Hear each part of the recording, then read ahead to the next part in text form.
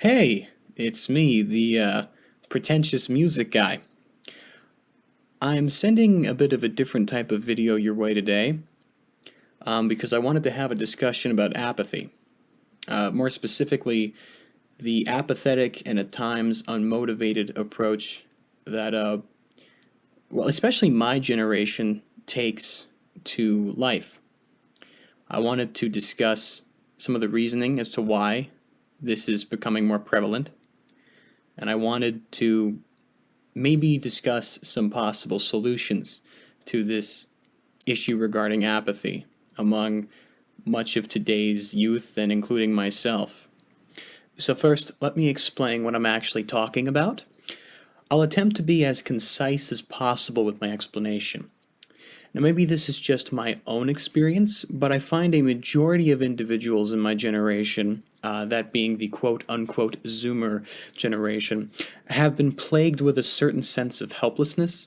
All of them, including myself to a degree, seem to have this constant looming feeling of anxiety and worthlessness that continuously causes them to use things such as games and social media as a means of escapism.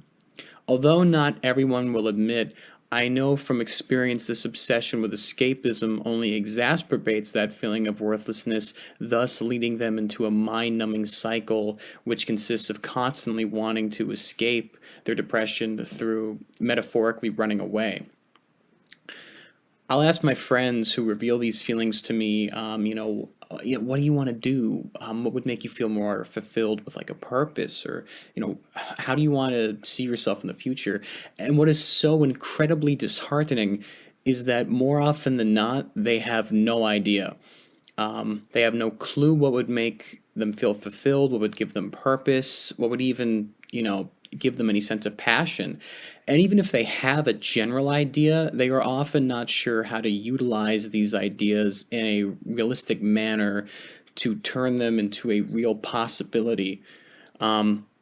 So, as a generation, I find we often lack passion and have lost our quote wonder for life far too young.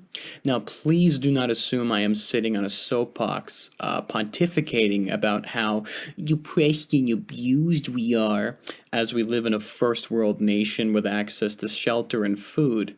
I do not think we are remotely special, nor do I believe we are particularly victimized.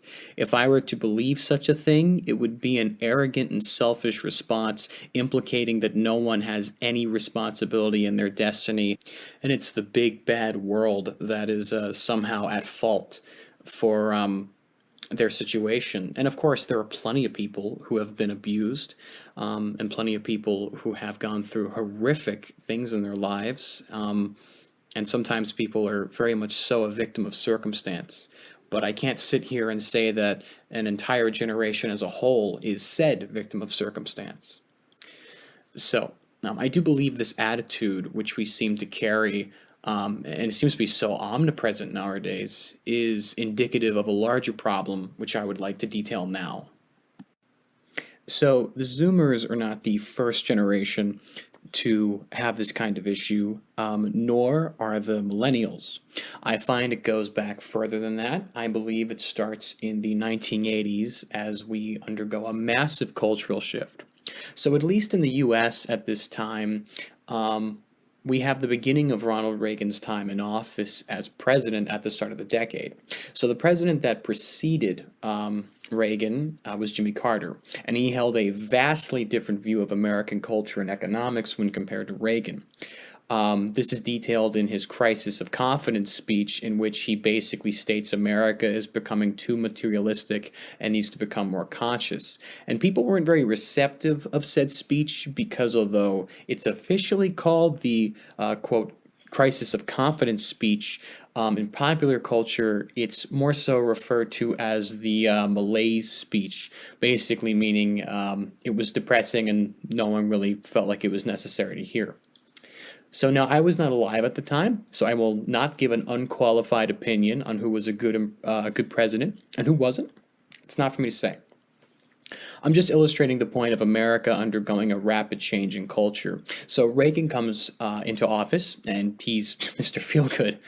He encourages spending, he allows the economy to thrive, and basically slingshots America into a time of incredible economic power, although this was at the cost of beginning the wonderful trend of America having a shitload of debt. But at the time, American culture as a whole wasn't so concerned with a long term outlook. Everything on the radio is about youth at this time. It's about love and partying. Nearly every movie and TV show is either action or comedy orientated. This marks the shift of value in music, too. There was a time when mainstream music, including even the most popular artists, needed a level of creativity or skill or dedication to succeed. However, the 80s is the true beginning of when music was promoted based on showmanship and entertainment value, not the merit of its writer's talent and artistry. So, of course, consumerism is really ramping up during this period as well. This is something you'd expect when nearly every facet of life is promoting a materialistic lifestyle, we'll say, whether it be the ads on the radio or TV or the strategies of Reaganomics being promoted within US politics. People were slowly being groomed into the mindset we have today, one that is often obsessed with how we appear to others rather than who we actually are, one that is consistently obsessed with status. So how do you think the children of that generation were going to turn out? Well, of course, they themselves would get caught up in this illusion that youth and fun rules all. And if you weren't a part of the clique, you didn't exist. And of course, to be a part of the clique, you'd have to buy the necessary items to be accepted and adapt a superficial attitude that comes along with that. And now those children are parents. They're parents themselves. And you can't blame them because that was the upbringing they had, and it's very similar to our upbringing now in terms of the cultural and societal sense. But it also means that a lot of our generation is being brought up with the same exact mindset that the children in the 80s, who I believe were the Gen Xers and the very late baby boomers, were being brought up with the same mentality that they were brought up with, which is one that, at its core, focuses on status and materialism. We can sit here and be as pretentious as we want, because there's plenty of that. Whether you sit here and talk about, oh, how you love some great cause, but you don't actually do anything for it, you just hit a button and you send out a post saying, I support so-and-so cause, and then that's the end of your activism. Or we can talk about how wonderfully spiritual we are. You know, we're just on a different vibration than those other people. You know, we're just like more enlightened. But at the end of the day, so many of us still conduct ourselves with the same behavior that we decry. We just do it in private, or we do it in a more stealthful manner. Not to say that people are bad, and not to say that people as a whole are insincere. Not everything is doom and gloom. The issue, more so, is how we are trained and what we are taught to believe is acceptable behavior. So now let's get to the present day. Okay? So I'm going to try very briefly to take you through the developmental process for a lower to middle class child in America. Okay? So first thing is TV. Let's understand something. Children have been exposed to an ungodly amount of TV for a while. Now, here's the thing. If I look back on my earliest memories, there's plenty of positive ones. The occasional holiday, the occasional field trip at school, the occasional road trip with the family, nice little things like that. But you know what was a constant? What was fairly consistent? Media. It doesn't stick out to you as much, but you're consuming it almost every day, so it winds up actually shaping a part of who you are, surprisingly.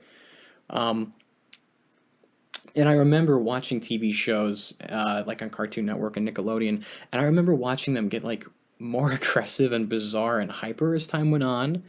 And then I also remember the TV commercials getting like really, really aggressive during this time frame. Okay? And now kids have a ridiculous amount of TV, whether it be on television itself or on their tablets and smartphones, which I guess we've decided it's a good idea to give hormonal 13-year-olds supercomputers that can reach out to anywhere in the world. That is a lovely decision. Um, so let's get into gaming now and tablets and smartphones. So, not nearly, okay, not nearly, not almost, every single person I know in my generation, including me, at some point during their developmental years, at least socially developmental years, those preteen to teenage years, uh, were given either a gaming console, so a supercomputer that creates a virtual world that is like 10 times more interesting than your own that you have control over, or as I said, a mini supercomputer in your pocket that has pretty much every bit of information available to you, including the most violent, heinous shit imaginable and pornography. Seems like a phenomenal, foolproof plan, am I right? So now let's get to school. So here's the thing, education is fine. I'm in college myself. I think if you can identify a vocation that you would enjoy, whether it be it gives you security or the work itself is something you like, whether you have to go through a trade school to do that or through a community college, or if you have the means, a university, please do it. It's a good idea for your future. I'm doing the same thing myself. But we also have to acknowledge the problems with the education system. So for one, yes, school's not going to validate you for shit. Nothing in the academic system is going to tell you that you are anything of value beyond your academic progress. So your personality, your soul, the way your mind works, even just your behavior, if you're a particularly sweet person, that's not going to be validated at all, okay? Because if you're not living up to the academic standard, if you're not performing well in these classes that for the most part are not going to have any bearing on your life at all after high school, then guess what? Tough shit. You're stupid, you're unintelligent, and you're unworthy. And of course, there's an extremely volatile social environment in a lot of these education facilities as well. So good luck trying to fit in. You're either unattractive, or maybe you feel that you're too shy, or maybe you're too poor. You're subconscious about the clothes you wear or the things you own.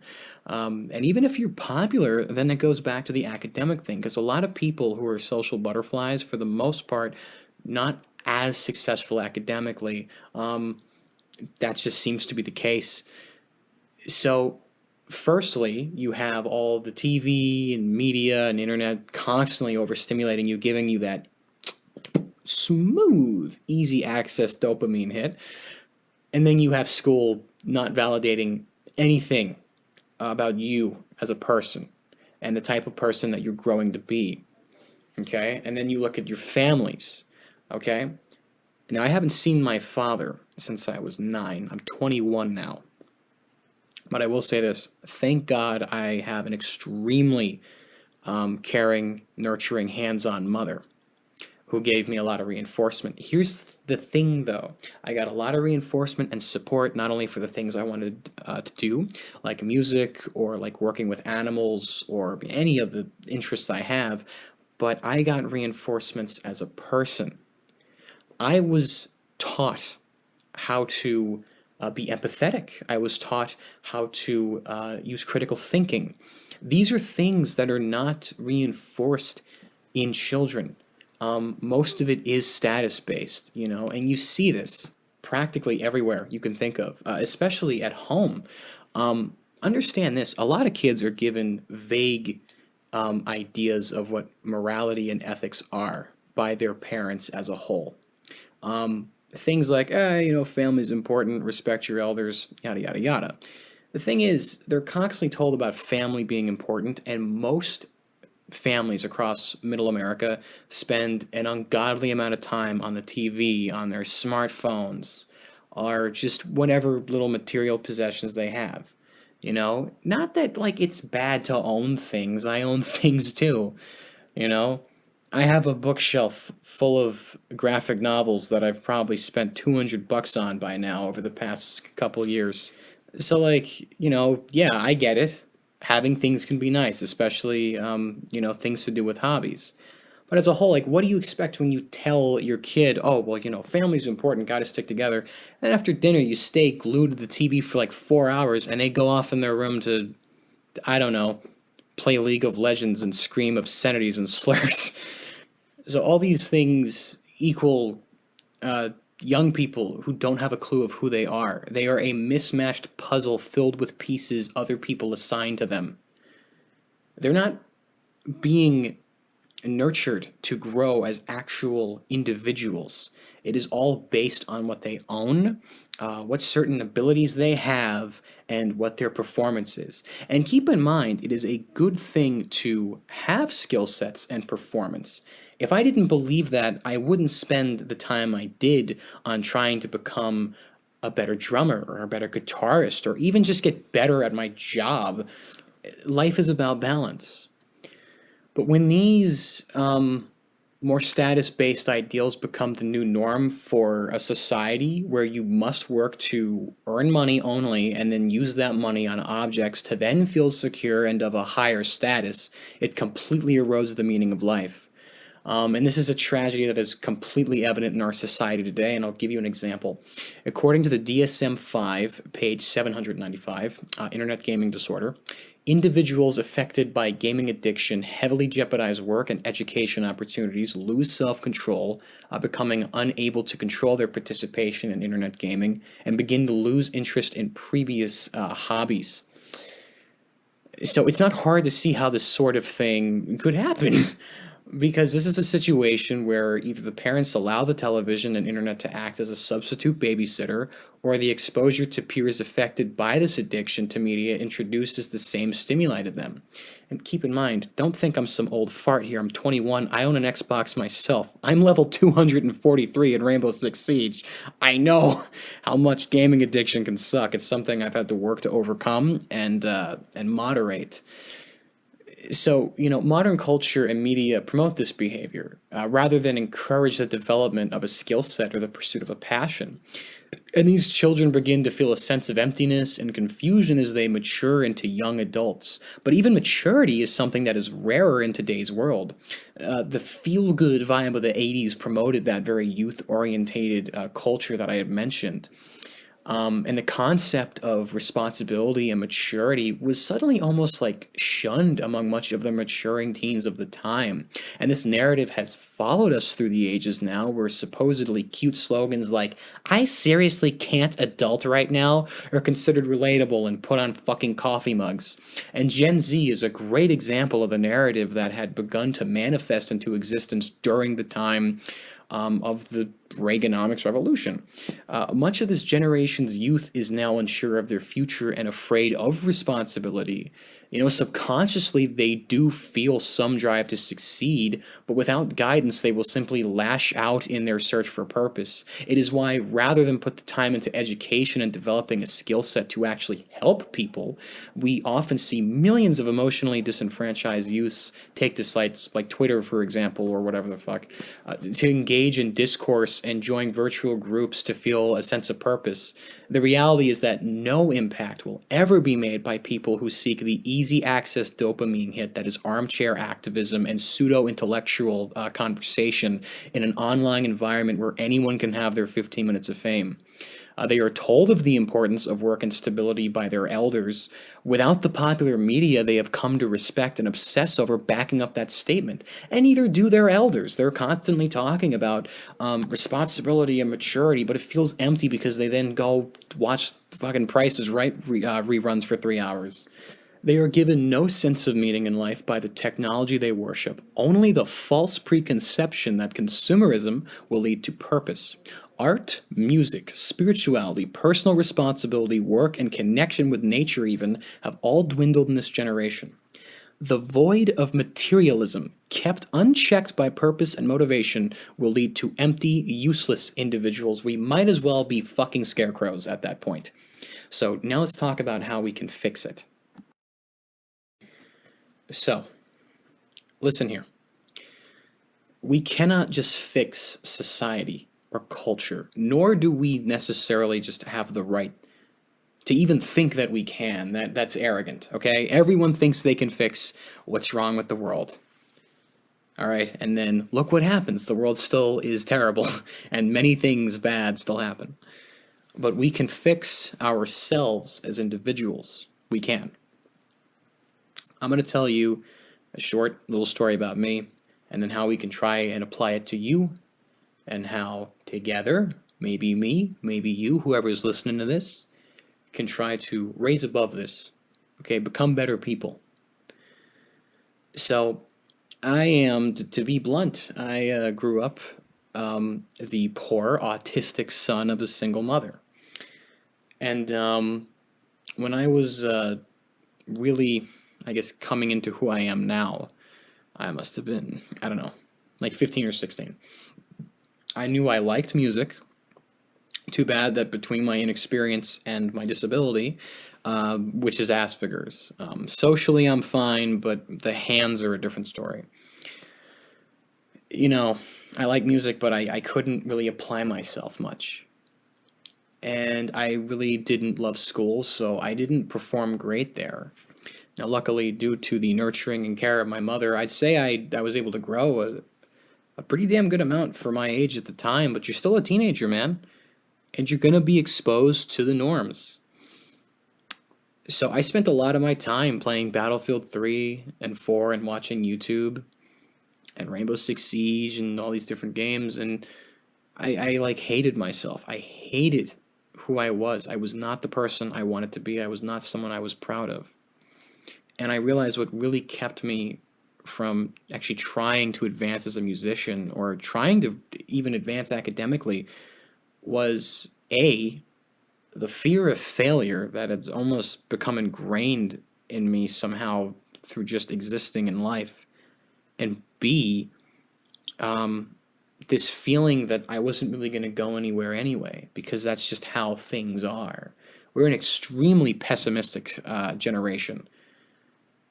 But you know what? I just said, like, what is the point of sitting here and hating myself and doing nothing and doing the same shit every day to then bellyache to my friends? You know? What's the point? You're going to fail anyway if you don't try, so why not give it a shot? So I did. And it took years. And it was hard. It was really hard. Guitar was extremely difficult to get decent at. But after years and years, I'm actually at a point where I like my music, you know. And I was able to self-teach a lot of that. And it's not like I'm special. You could do it too, man. You 100% could do it too. Maybe you love electronic music. Fucking pirate FL Studio or something, dude. Have at it. Have fun. You know? Maybe you really want to make YouTube videos. Maybe that's something you want to do. Look into it. You can do it. I know living in the moment it can be painful. It can be. Especially when you really have no idea who you are and you really wish you did. You know, especially with like the music we listen to and some of the things we hear and we say. God, we are pessimistic. We've almost romanticized depression and anxiety. We've almost began to market depression as just this big relatable entity that everyone just lives with. You know, happiness is not something that you just come by, nor can you just be happy in life. It's not how that works. But you don't have to sit and stew in it. You don't have to sit and stew in all of this garbage. So yeah, that's why we do this escapism, because when you're not escaping into something that's easy, that requires very little effort, if any at all, that depression, that anxiety, it fades away, and so do your past experiences that have scarred you.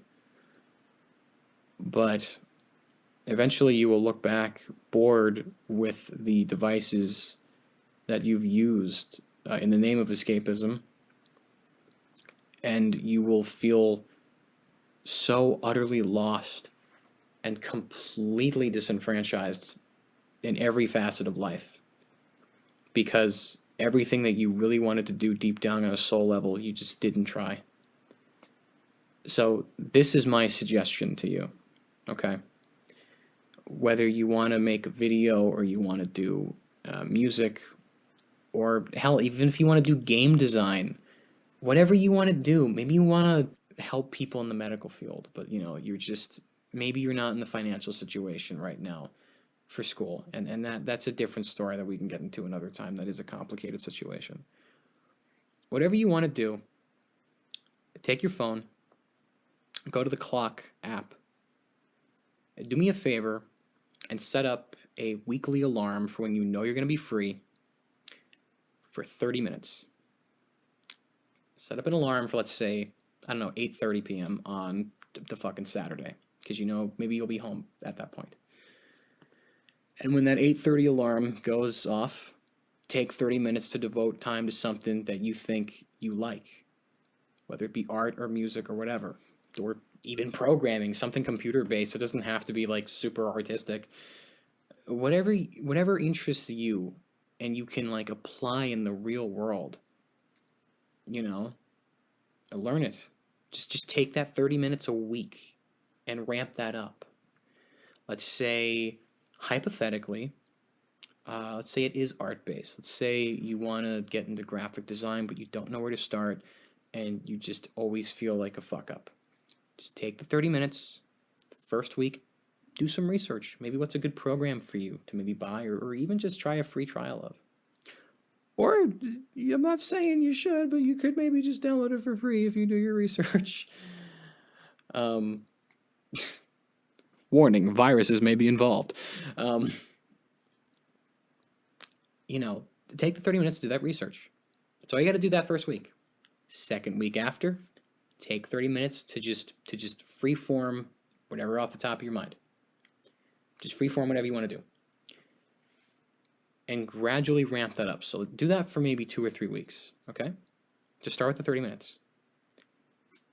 Then push yourself a little bit more. Then set that alarm to twice a week for 30 minutes, okay? And you'll do that for a while. You need to do that for a few months. You know, and then ramp that up again. Let's say you do that for 3 months, okay? Twice a week for 3 months. You've been putting 30 minutes twice a week, an hour a week into something that you're passionate about. Ramp that up to 3 times a week. Or ramp it up to just straight up 1 hour on one day, half an hour on another day. Just put 90 minutes a week into something after a while. Start doing this. At the same time, start looking at things to expand your perception. Start trying to garner a connection to whatever's important to you, whatever you hold sacred, whether that be something spiritual or something to do with nature or something to do with art, whatever. Take time to expand your horizons, do things that make you uncomfortable, read about things that you may be uncomfortable about that you don't really, or that you just don't really care about. Maybe you'll be surprised. I found that was the most effective thing to me, was to just set myself little timers and just do what I normally wouldn't do, which was play games and waste fucking time. And most importantly, take time to really sit, analyze yourself, analyze who you are, even talk to yourself. You sit there, really get your emotions out. Analyze who you are as a person. Analyze your feelings. What do they mean? Are they good? Are they bad? Why do you feel they're good or bad? How do you think other people would perceive that? Do you care? Things like that. And at the end, try your best to find some level of appreciation or love for yourself. And I know that sounds cheesy, but it's true, man. I have a good friend, Dennis, who made an extremely great point. My friend Dennis said, we have these little voices in our heads that, you know, will say, I'm stupid, I suck at this thing, or, God, I am so R-worded, I'm such a retard, I can't even manage to do so-and-so task. Or you look at yourself in the mirror in the morning and you go, oh God, I look fat today, or I just look like shit.